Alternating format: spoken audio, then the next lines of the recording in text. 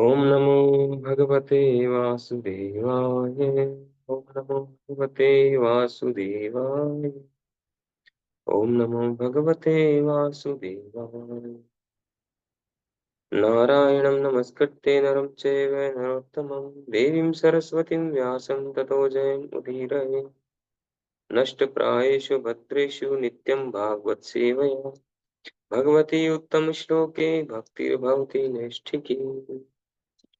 श्रीमद् भागवतम स्कंद 1 अध्याय 1 श्लोक संख्या 20।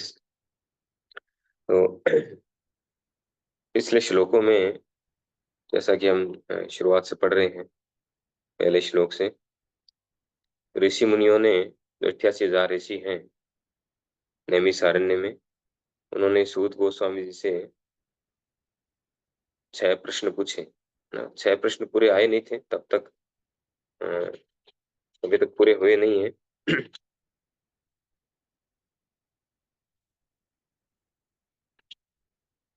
तो उसमें जो है बाद में भागवतम की महिमा बताते हैं, भगवान की महिमा के बारे में पूछते हैं। और जैसा कि एक श्लोक 14वें श्लोक में हमने देखा, आपन्न संस्कृतिम घोराम, तो उसमें कहते हैं कि भगवान का नाम इतना शक्तिशाली है कि कोई अनजाने में भी अगर नाम लेता है, भगवान का अनजाने में भी ले लेता है, तो वो सारे पापों से मुक्त हो जाता है, क्योंकि स्वयं भय भी भगवान के नाम से भयभीत रहता है। इतना शक्तिशाली है भगवान का नाम। फिर नेक्स्ट श्लोक में बताया गया कि अगर कोई अनजाने में भी भगवान का नाम लेकर के सारे पापों से मुक्त हो सकता है, तो सोचिए जो व्यक्ति, जो भक्त हैं, भगवान के शुद्ध भक्त हैं, हर समय भगवान के स्मरण में लगे रहते हैं, चिंतन में लगे रहते हैं, उनके चरणों की शरण में रहते हैं, उनकी क्या स्थिति होगी। तो उनकी स्थिति बताई गई कि वो अपने संपर्क में आने वाले को तुरंत शुद्ध बना देते हैं। गंगा जी से भी ज्यादा पवित्र है वो। गंगा रे परस हेले पश्चाते पावन दर्शने पवित्र करो यही तो मार्ग। उनका तो दर्शन करने मात्र से हम पवित्र हो जाते हैं, भगवान के शुद्ध भक्तों का। कितने पावरफुल है, क्योंकि हर समय वो कृष्ण चेतना में रहते हैं, हर समय वो भगवान से कनेक्ट रहते हैं। जैसे एग्जाम्पल कई बार दिया जाता है लोहे वाला। लोहे को अगर आग के संपर्क में रखा जाए, है ना, आग में उसको लाल कर दिया जाए, तो उसमें फिर लोहे के गुण न होकर आग के गुण आ जाते हैं। उसी तरह से अगर हम हर समय भगवान के संपर्क में रहें, शुद्ध भक्ति करें, तो हमारे अंदर वो सारे गुण आ जाएंगे जो भगवान के अंदर है। तो फिर जो है हमारा कार्य बदल जाएगा, परिणाम बदल जाएगा। तो फिर आगे कहते हैं कि ऐसे भगवान, जिनके भक्त जो हैं शुद्ध करने वाले सभी को, उनकी महिमा का कीर्तन कौन नहीं करना चाहेगा, है ना। कौन ऐसा व्यक्ति है इस दुनिया में जो उन भगवान की महिमा का कीर्तन नहीं करना चाहेगा। सभी करना चाहेंगे, सभी सुनना चाहेंगे। उनका नाम इतना पावरफुल है, इसको अनजाने में भी ले लिया तो सारे पापों से मुक्त हो जाएंगे। तो फिर उन भगवान की महिमाओं का गायन कीर्तन कोई मूर्ख ही होगा, कोई अज्ञानी व्यक्ति होगा जो नहीं सुनना चाहेगा, नहीं करना चाहेगा। तो थोड़ा बहुत भी इंटेलिजेंट है, थोड़ा सा भी समझदार है, वो इस अवसर को हाथ से नहीं जाने देगा। तो इसलिए वो ऋषि मुनि कहते हैं, शौनक आदि ऋषि सूत गोस्वामी जी से रिक्वेस्ट करते हैं कि हमें भगवान की लीलाओं के बारे में, कथाओं के बारे में बताएं, उनके अवतारों के बारे में बताएं। फिर कहते हैं उनके अवतारों, उन अवतारों में उन्होंने क्या क्या कार्यकलाप किए, क्या क्या साहसिक लीलाएं की उन्होंने, किस तरह से भक्तों की रक्षा की, परित्राणाय साधु नाम विनाशाय च दुष्कृताम, किस तरह से दुष्टों का संहार किया, वो सब लीलाओं के बारे में हमें बताइए, प्रश्न पूछते हैं। जो 5वां प्रश्न है। फिर आज के श्लोक में कह रहे हैं, कृतवान किल कर्माणि सह रामेण केशव अतिमृत्यानि भगवान गूढ़ कपट मानुष। भगवान श्री कृष्ण ने बलराम सहित मनुष्य की भांति क्रीड़ाएं की, और इस प्रकार से प्रच्छन्न रहकर उन्होंने अनेक अलौकिक कृत्य किए। तो भगवान श्री कृष्ण और बलराम दोनों ने जो कार्यकलाप किए वो कैसे कार्यकलाप थे? अति मानवीय थे।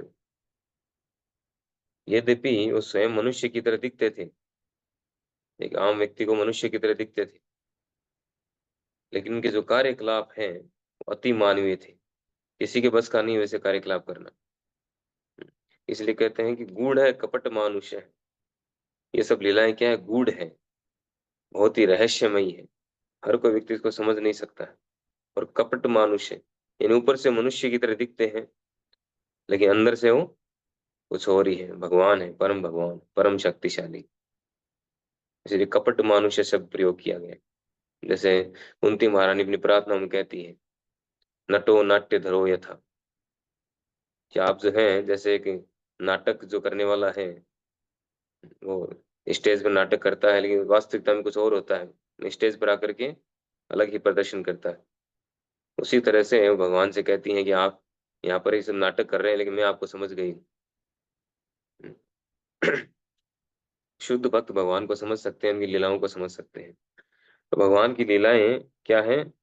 अलौकिक हैं। अलौकिक अर्थात इस भौतिक जगत से परे है, इस भौतिक जगत वाले कार्यकलाप नहीं है उनकी लीलाएं। गीता में भगवान स्वयं इस बात को कहते हैं, जन्म कर्म च में दिव्यम एवं यो वेति तत्वतः त्यक्त्वा देहं पुनर्जन्म नैति मामेति सोर्जुन।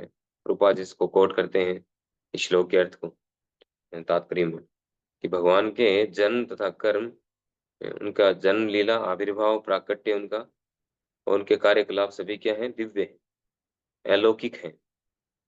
इस भौतिक जगत जैसे नहीं है, जैसे हम जन्म लेते हैं, बड़े होते हैं, बूढ़े होते हैं। भगवान का जन्म, उनका बड़ा होना, ऐसे ये सब नहीं, ऐसा नहीं, वो बूढ़े नहीं होते कभी भी। उनके कार्यकलाप भी दिव्य है, हमारी तरह से नहीं है।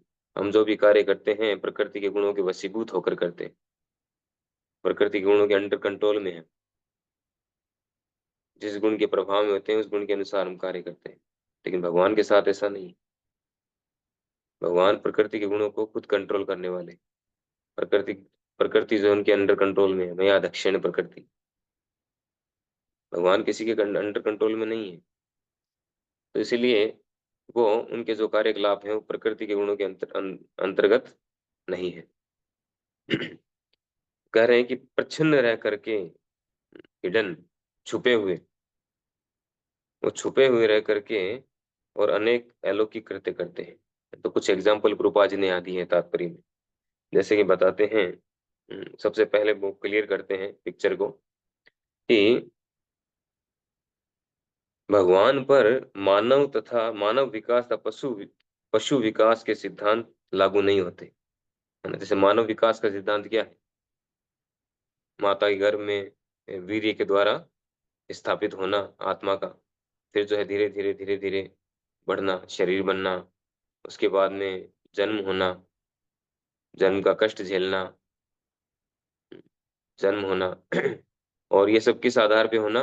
कर्मों के आधार पर। कर्मणा देव नेत्रेण जंतुर्देव पत्ते, कर्मों के आधार पर होना, पूर्व जीवन में जो कर्म किए उसके आधार पर। और फिर बढ़ना धीरे धीरे। और जब बच्चा जन्म लेता है तो कोई इसमें ऐसी चेतना नहीं होती है, उसको कोई ज्ञान नहीं होता है, एकदम अज्ञानी होता है। उसको हर चीज के बारे में बताया जाता है, तब जाके उसको कुछ ज्ञान प्राप्त होता है। उसको अपना नाम भी पता नहीं होता है। फिर धीरे धीरे उसको बताया जाता है, उसका नाम बताया जाता है, उसको सारे सबसे परिचित कराया जाता है। वो बड़ा होता है, वो बोलना सीखता है, सुनना सीखता है, सुन करके बोलना सीखता है। अगर बह रहा है तो बोल नहीं पाता है। तो धीरे धीरे विकास करता है वो, फिर स्कूल भेजा जाता है। तो इस तरह से पशुओं में वैसे विकास विकास प्रक्रिया होती है। लेकिन भगवान के साथ ऐसा नहीं है। भगवान जब प्रकट होते हैं तो चतुर्भुज रूप में प्रकट होते हैं। जब वो जेल में प्रकट हुए माता देवकी से, तो चतुर्भुज रूप में प्रकट हुए थे। और वहां बताया गया है कि पहले भगवान वसुदेव जी के मन में प्रविष्ट होते हैं, फिर माता देवकी के उनसे माता देवकी के मन में प्रविष्ट होते हैं, फिर वो गर्भ में प्रविष्ट होते हैं, उसके बाद प्रकट होते हैं और चतुर्भुज रूप में प्रकट होते हैं। तो भगवान रामचंद्र प्रकट होते हैं, कैसे हुए थे? चतुर्भुज रूप में। भगवान कृष्ण चतुर्भुज रूप में। फिर उनकी माता ने रिक्वेस्ट किया, माता देवकी ने, कि नहीं आप जो है बच्चे का रूप करिए धारण। तब भगवान बच्चे का रूप बना लेते हैं, शिशु का रूप बना लेते हैं। अब उनको आदेश देते हैं कि मुझे हाथों हाथ क्या करो, यहाँ से शिफ्ट कर दो गोकुल। तो उनके आदेश पर उनको गोकुल लेके जाते हैं। नहीं तो उनके लिए गोकुल जाना संभव नहीं था, वसुदेव जी के लिए। वो तो जेल में बंद थे, 7 दरवाजे थे जेल के। तो इतनी मोटी मोटी सरियों से बनी हुई जेल, वो दरवाजे थे। और हर हर दरवाजे पे दो दो पहरेदार खड़े थे। इम्पॉसिबल था उनके लिए वो जेल को। और खुद के पैरों में बेड़ियां बंधी हुई थी, कैसे जाते? भगवान का आदेश था, सारी बेड़ियां खुल गई, सारे वो पहरेदार बेहोश हो गए, दरवाजों के जो लॉक हैं वो खुल गए, तब भगवान को लेकर के वो जा पाए। तो सब कुछ भगवान की योजना के अनुसार हो रहा था। तो जन्म से ही, आविर्भाव से ही वो अपना अपनी अलौकिकता को प्रदर्शित करते हैं, अपनी शक्ति का प्रदर्शन करते हैं।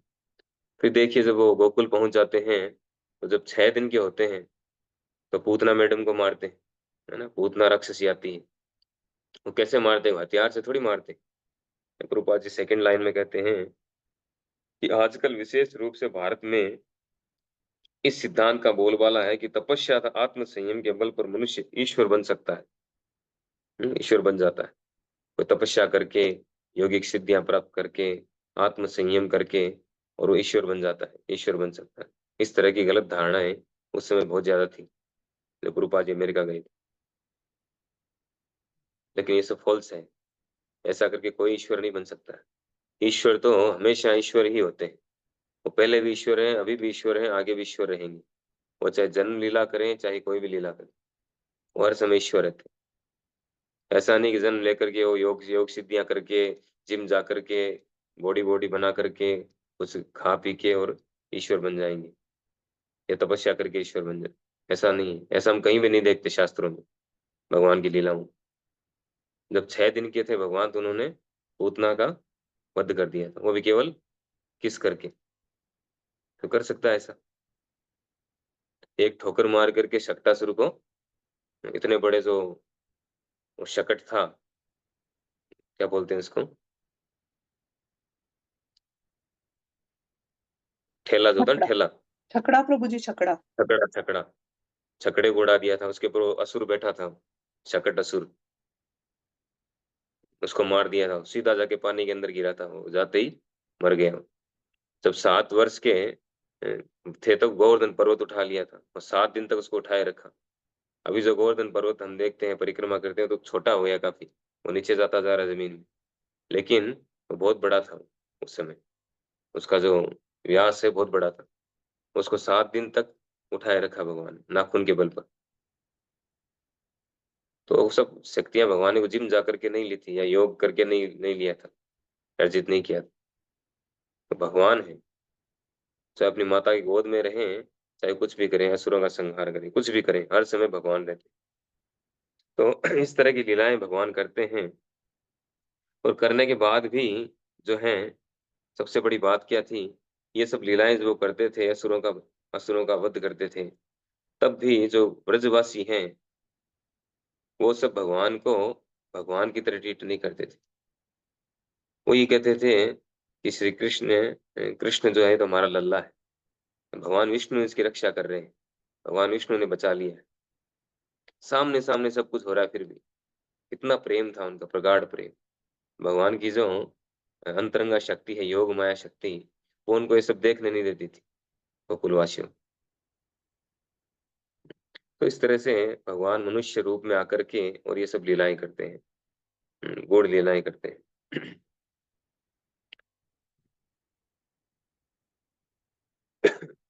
एक बात और बताई जा रही है कि भगवान के जो कार्यकलाप हैं, अति मानवीय है ना, अति मानवीय है। अति मानवीय का अर्थ क्या है? किसी मनुष्य के वश के नहीं है, मनुष्य की रेंज से बाहर है। कोई मनुष्य ऐसे कार्यकलाप नहीं कर सकता, इम्पॉसिबल है। और भगवान श्री कृष्ण के जो दिव्य कार्यकलाप हैं,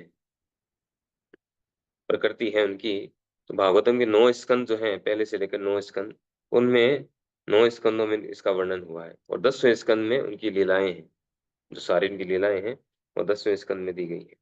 इस प्रकार से इस श्रीमद् भागवतम जो है, इसके हर पेज में प्रभुपाद जी कहते हैं, अगर वास्तव में कोई भागवतम पढ़ने वाला है, शुद्ध भक्त जो है, वो हर पेज पर भगवान के दर्शन करता है भागवतम के हर पेज पर। तो हमारा दृष्टिकोण ऐसा नहीं है, ऐसा वो लेवल हम लोगों का नहीं है, लेकिन हम भक्तों से सुन करके, समझ करके कुछ कुछ समझ सकते हैं, जानने का प्रयास कर सकते हैं भगवान श्री कृष्ण की महानता के विषय में, उनकी दिव्य लीलाओं के विषय में।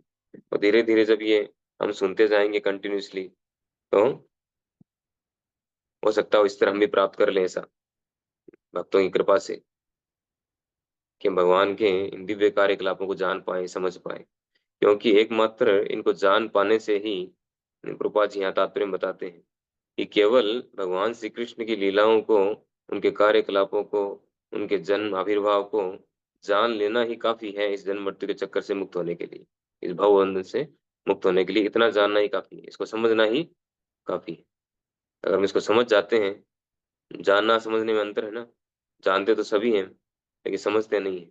तो अगर हम समझ जाते हैं तो हम इस भौतिक जगत से मुक्त हो जाएंगे, ज्यादा और कुछ करने की आवश्यकता नहीं। भागवतम पढ़ते हैं तो हम क्या करते हैं, ये जानने का प्रयास ही तो करते हैं, समझने का प्रयास ही तो कर रहे हैं। तो अगर समझ गए हम, तो इस भौतिक जगत से, सारी समस्याओं से, झंझटों से मुक्त, कृष्ण प्रेम प्राप्त हो जाएगा। हरे कृष्ण। श्रील प्रभुपाद की जय। श्रीमद् भागवत महापुराण की जय।